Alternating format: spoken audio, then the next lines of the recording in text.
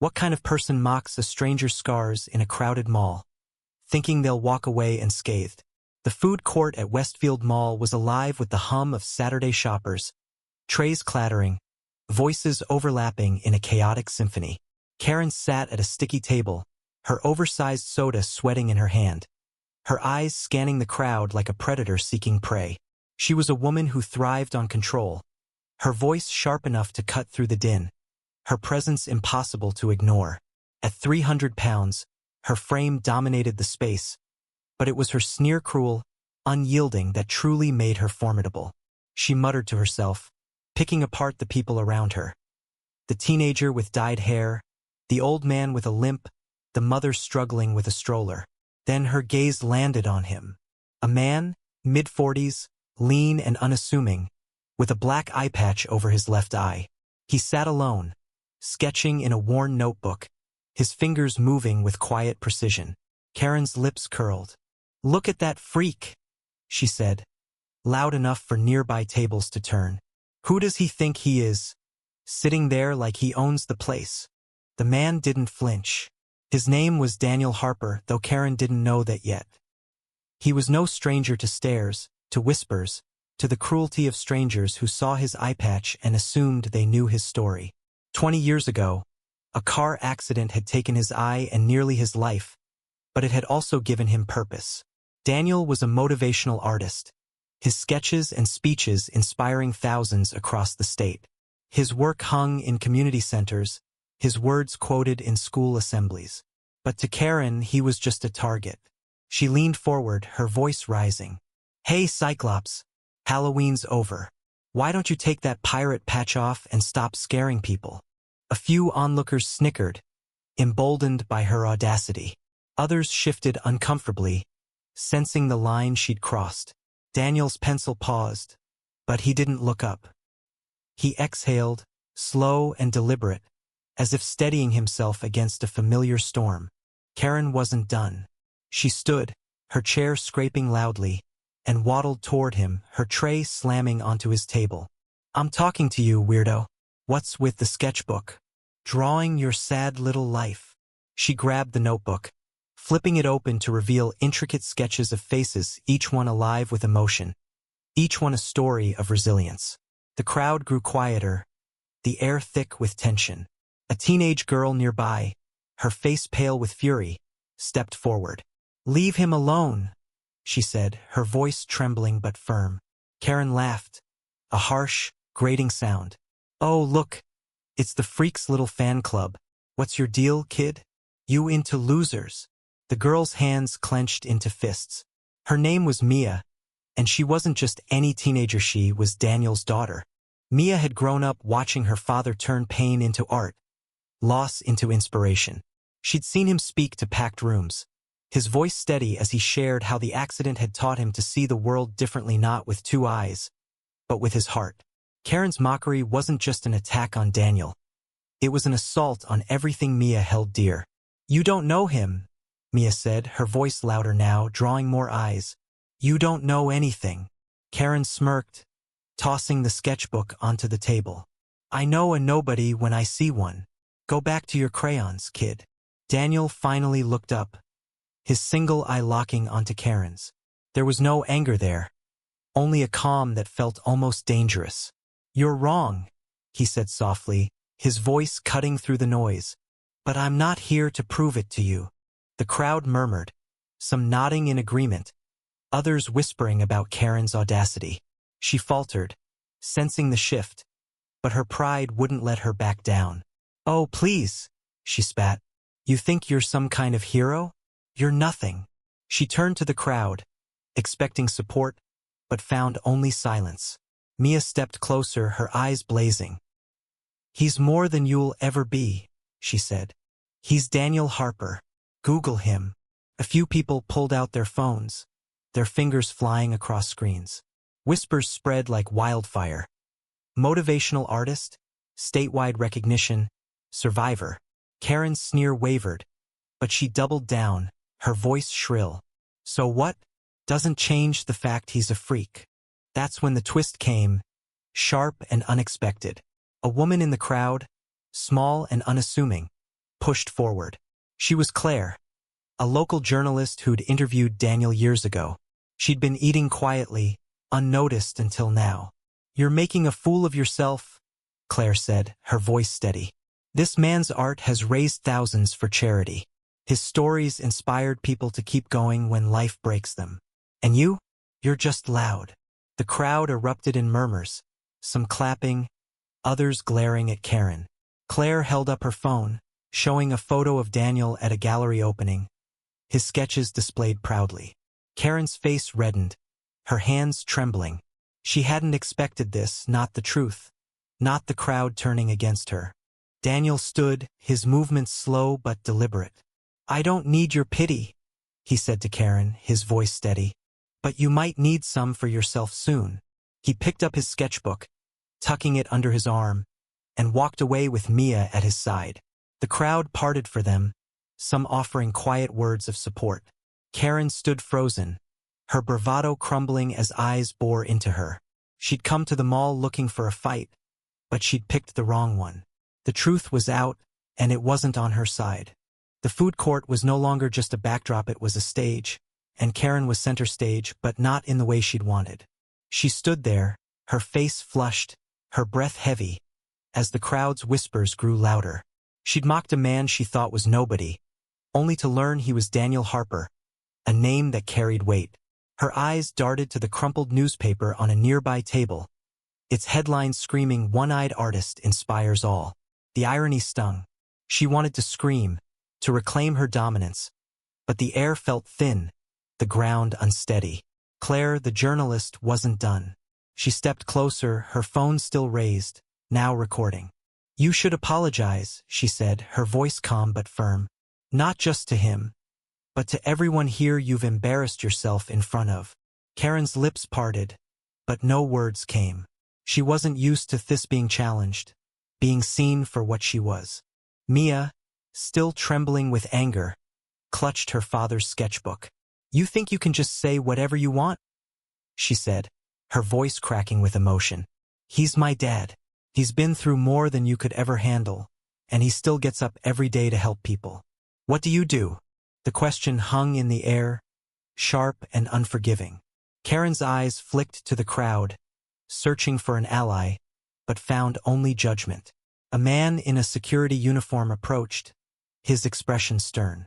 "Ma'am, you're causing a disturbance," he said. "I need you to calm down or leave." Karen's jaw tightened. Leave? She wasn't the problem here, she was never the problem. "You're kidding me," she snapped. "I'm the one being harassed." The security guard, whose name tag read Marcus, didn't flinch. "I saw what happened," he said. "You started this. Now you can walk away, or I can escort you out." The crowd murmured in agreement, some nodding, others filming with their phones.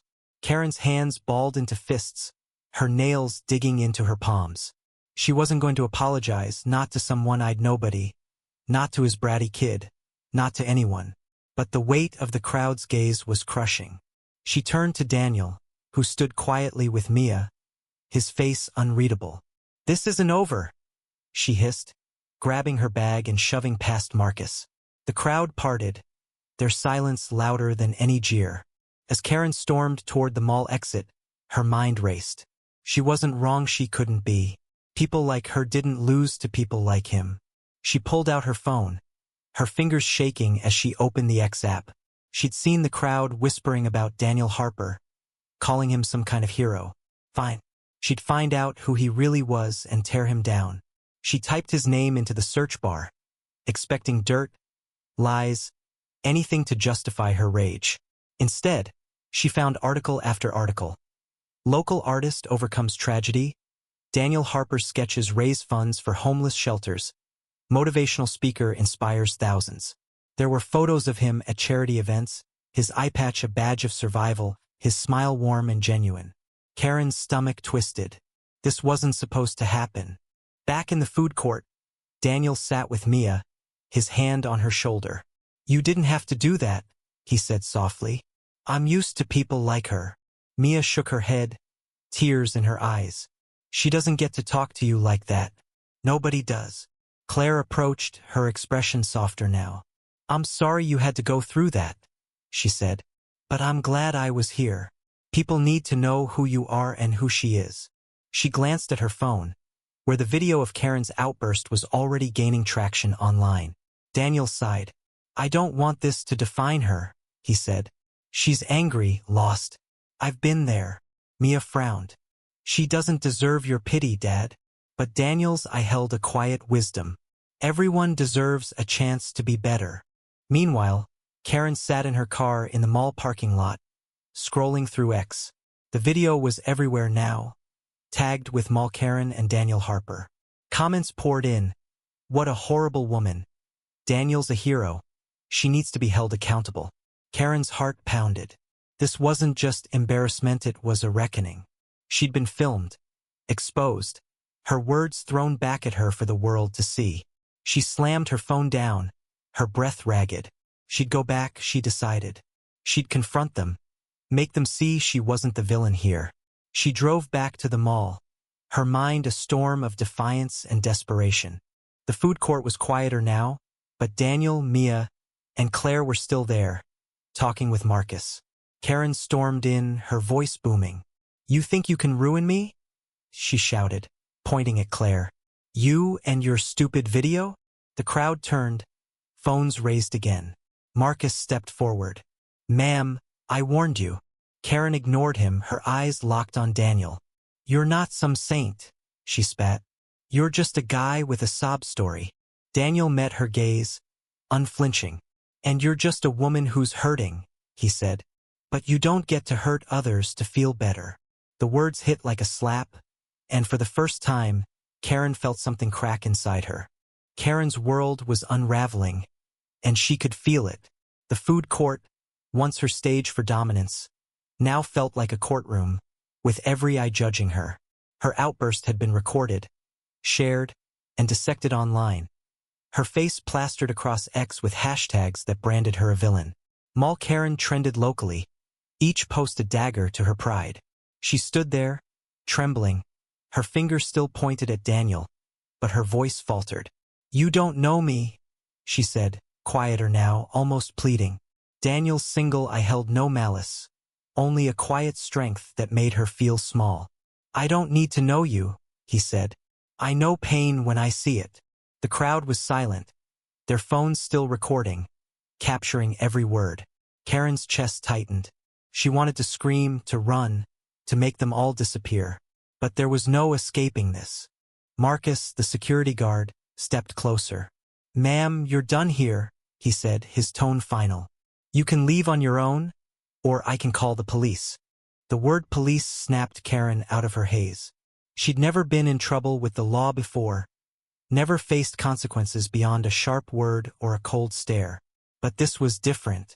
The mall had cameras, witnesses, and now a viral video that painted her as the aggressor.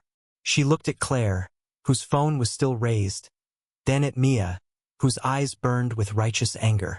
Finally, she looked at Daniel, the man she'd mocked, the man whose story she couldn't unlearn.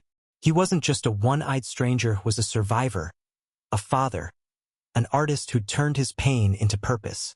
And she was the woman who'd tried to tear him down. Karen's shoulders slumped. She turned to leave, but Claire's voice stopped her. You owe him an apology, she said. Not for the video, not for us, for him. Karen's pride screamed against it, but the weight of the crowd's gaze, the truth of Daniel's story, and the reality of her own cruelty pressed down on her. I'm sorry, she mumbled, barely audible. It wasn't enough, and she knew it. She pushed through the crowd, her head down, the sound of whispers following her like a shadow. Outside, in the parking lot, she sat in her car, staring at her phone.